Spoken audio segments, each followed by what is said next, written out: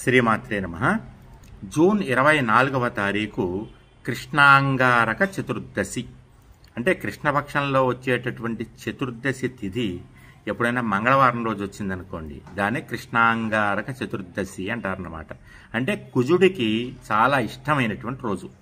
అప్పులతో బాధపడేటటువంటి వాళ్ళు ఆ రోజున తలస్నానం చేసి సుబ్రహ్మణ్య స్వామి వారిని పూజించడం వల్ల, మధ్యాహ్నం ఉపవాసం ఉండడం వల్ల, అలాగే దగ్గరలో ఉంటున్న నవగ్రహాల దేవాలయానికి వెళ్ళి 9 ప్రదక్షిణలు చేయడం వల్ల, కుజుణ్ణి పూజించడం వల్ల, ఖాదిరమంగారాయ అంటారు, ఖాదిర వృక్షం అంటారు అన్నమాట. అంటే చండ్ర చెట్టుకి నీళ్లు పోసి నమస్కారం చేసుకోవడం వల్ల, ఆ చెట్టు అందుబాటులో లేనటువంటి వాళ్ళు హోమంలో నెయ్యి వేసేటటువంటి ఉంటాయి సరే, శుక్స్రువాలు అంటారు అన్నమాట. వాటికి నమస్కారం చేసుకోవడం వల్ల కూడా, ఎందుకంటే అవి చండ్ర చెట్టుతోటే తయారు చేస్తారు, చండ్ర చెక్కతోటి.